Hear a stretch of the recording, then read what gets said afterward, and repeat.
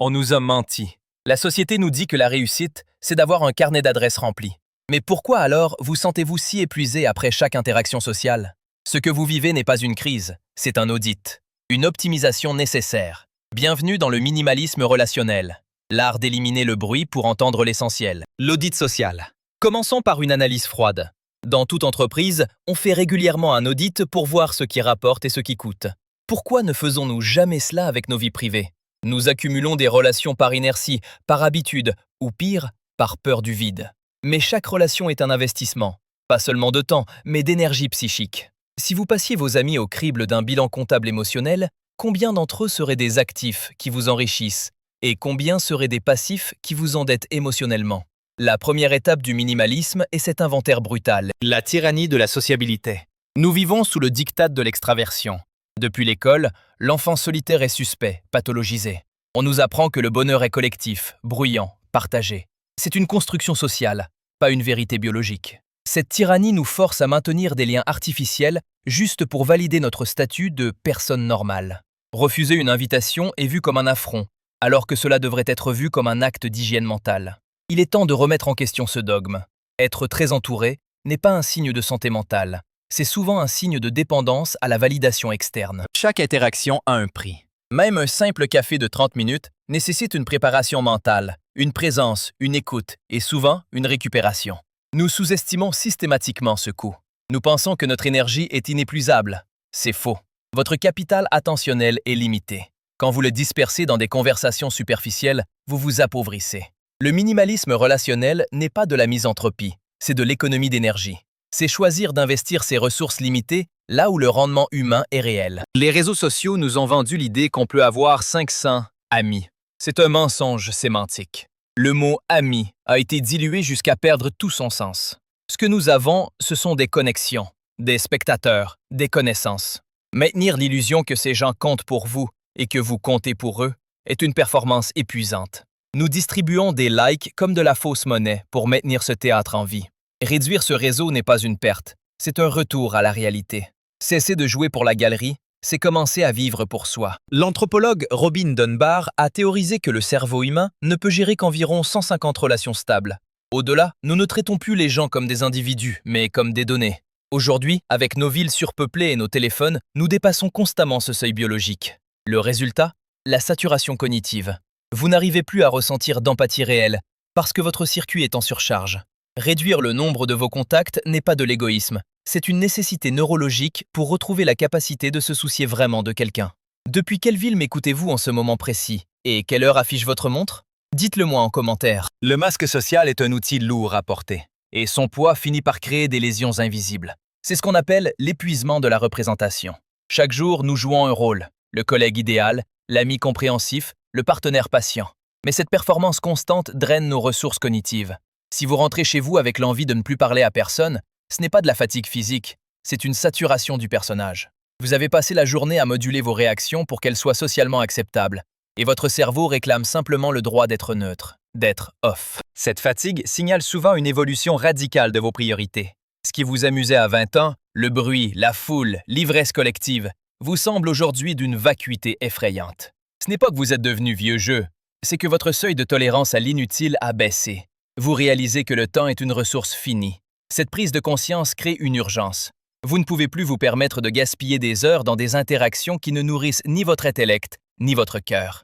L'ennui devient insupportable, car il est perçu pour ce qu'il est vraiment, une perte de vie irréversible. Dans cette logique d'optimisation, il devient impératif de définir l'essentiel. C'est l'application du principe de Pareto aux relations humaines. 20% de vos proches vous apportent 80% de votre soutien émotionnel et intellectuel. Le reste, c'est souvent du bruit, de l'obligation ou de l'habitude. Le minimalisme relationnel consiste à identifier ces 20% vitaux et à concentrer votre investissement sur eux. Ce n'est pas cruel, c'est rationnel. Vouloir être ami avec tout le monde, c'est se condamner à n'être l'ami profond de personne. La dispersion est l'ennemi de l'intimité réelle. Observez froidement le parasitisme émotionnel qui régit certains de vos échanges. Il existe une catégorie de personnes pour qui la relation est une transaction à sens unique. Ils viennent chercher de la validation, de l'aide ou une oreille attentive, mais sont constitutionnellement incapables de réciprocité. Ce sont des trous noirs affectifs. Ils absorbent votre lumière sans jamais rien refléter. Dans une approche analytique de votre bien-être, Ces relations sont des passifs toxiques. Continuer à les financer avec votre énergie relève de la mauvaise gestion de soi. Il faut savoir fermer le robinet. Face à cela, la stratégie du retrait s'impose non comme une fuite, mais comme une reprise de contrôle. Choisir de ne pas répondre immédiatement, décliner des invitations sans justifier un alibi complexe, s'isoler volontairement pour réfléchir. Ce sont des actes de souveraineté. La société nous pousse à la disponibilité permanente, à l'immédiateté. Résister à cette pression, c'est reprendre le pouvoir sur son propre agenda.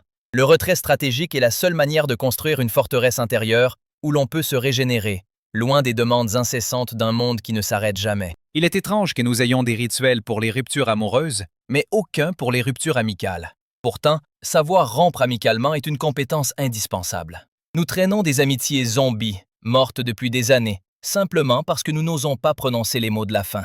On laisse les messages sans réponse, on s'éloigne lâchement. Mais l'honnêteté radicale est plus respectueuse.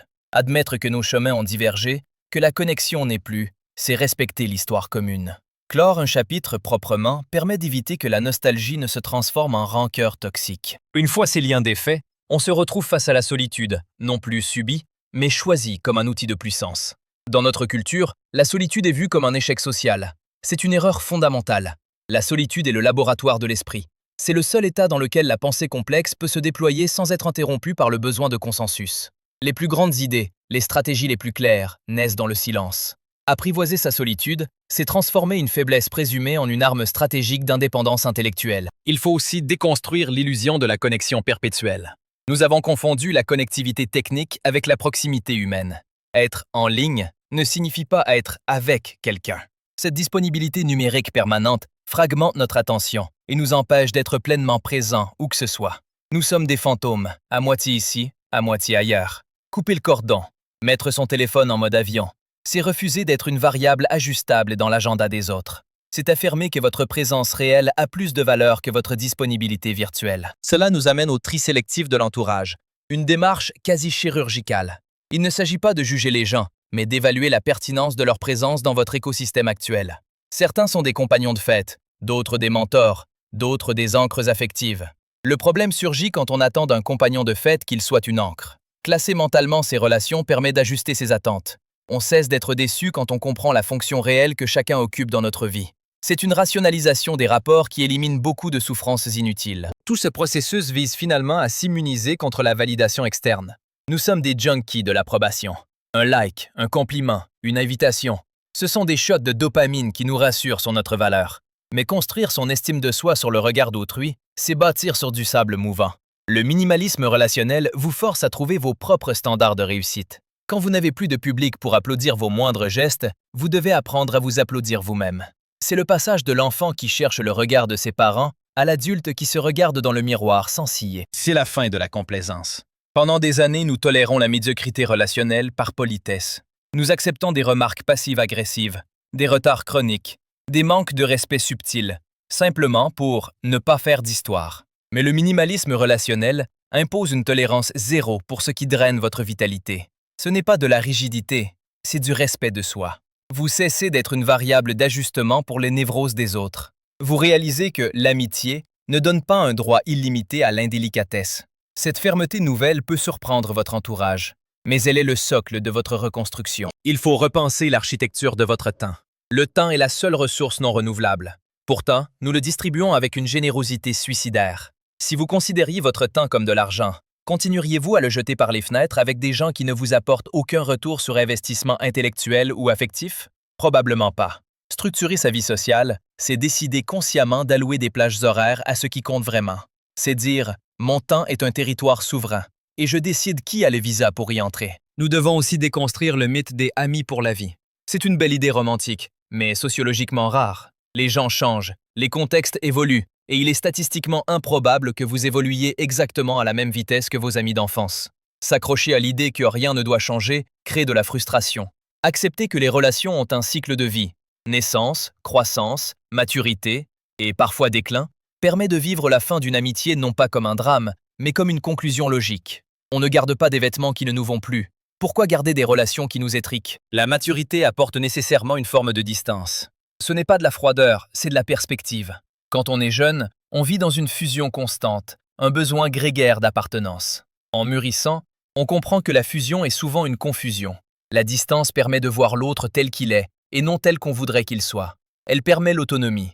Aimer ses amis à distance, sans avoir besoin de les voir chaque semaine pour se rassurer sur le lien, est la marque d'une relation solide et adulte. Finalement, votre objectif est de constituer un cercle restreint, une sorte d'élite émotionnelle. Imaginez votre vie comme un gouvernement. Vous ne pouvez pas avoir 50 ministres. Vous avez besoin d'un cabinet resserré, composé de personnes fiables, compétentes dans leur domaine, le soutien, l'humour, l'intellect et loyal.